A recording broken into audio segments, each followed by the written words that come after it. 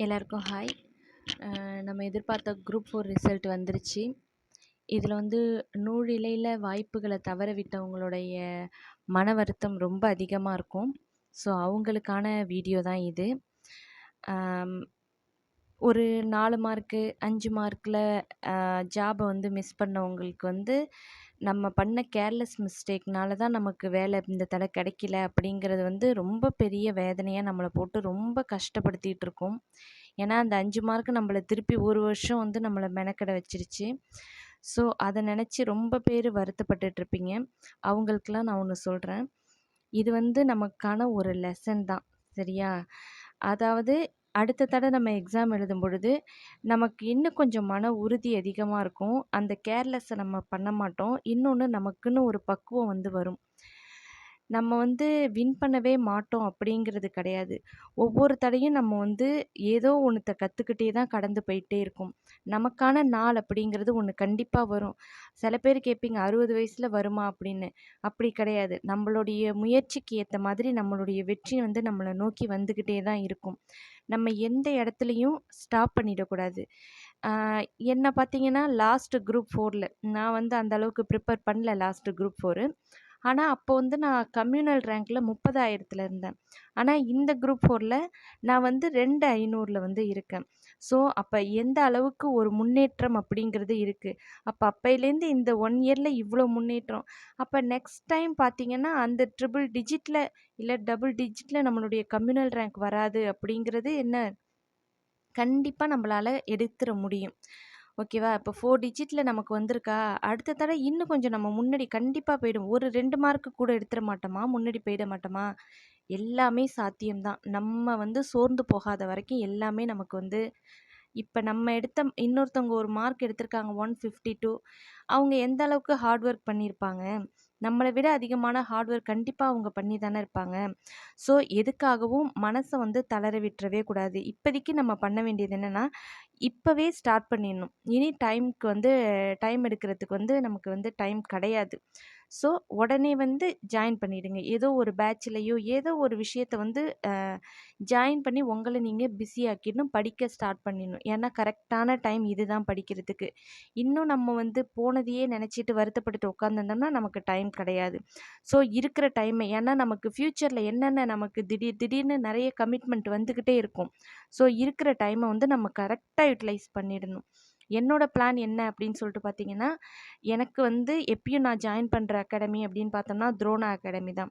சந்தோஷ் மணி academy அப்படின்னு ஒண்ணு இருக்கு அப்படின்னு சொல்லிட்டு கேள்விப்பட்டேன். ஸோ, அவங்க பேட்ச் போட்டு முடிச்சுட்டாங்க. ஸோ, நான் துரோணா அகாடமி இப்போ போட போறாங்க. அதில தான் நான் வழக்கம் போல ஜாயின் பண்ண போறேன். ஏன் ஜாயின் பண்ண போறேன்னா, எனக்கு வந்து ஒரு ஷெட்யூல் குடுத்தா தான் அந்த ஷெட்யூல் படி நான் படிச்சு முடிப்பேன். இன்னொரு அதர் சோர்ஸ்லாம் என்ட்ட கிடையாது. அந்த மரபு தொடருக்குலாம் வேற அதர் சோர்ஸ் இருக்கு இல்லையா? அதெல்லாம் அந்த பேட்ச்ல ஜாயின் பண்ணும்போது அனுப்புவாங்க.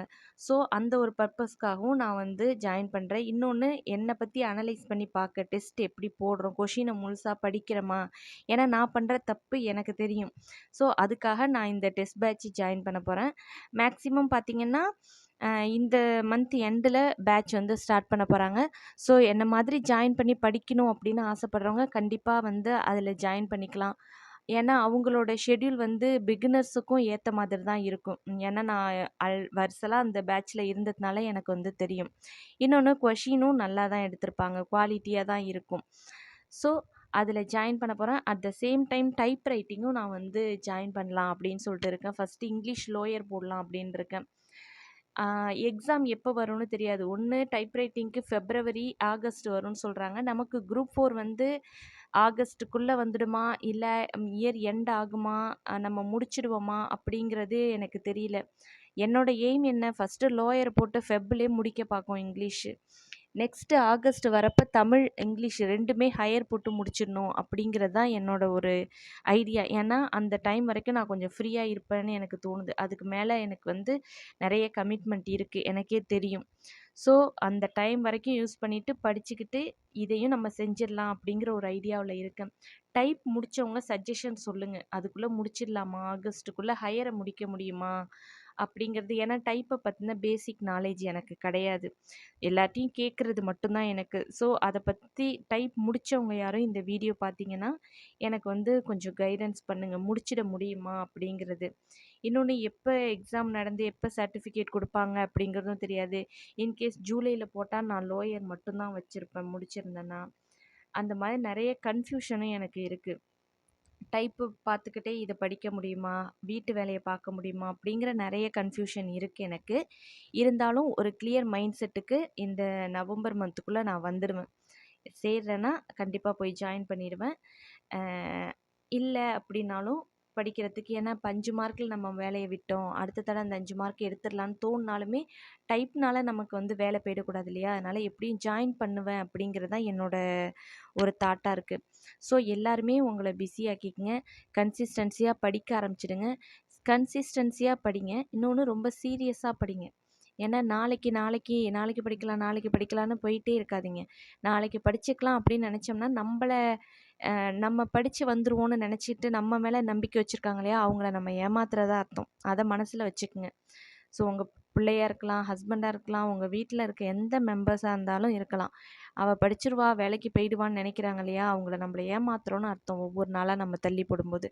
ஸோ அதை வந்து மனசில் வச்சுட்டு கண்டிப்பாக படிக்க ஸ்டார்ட் பண்ணிவிடுங்க. நமக்கான நாள் கண்டிப்பாக வரும். Thank you so much.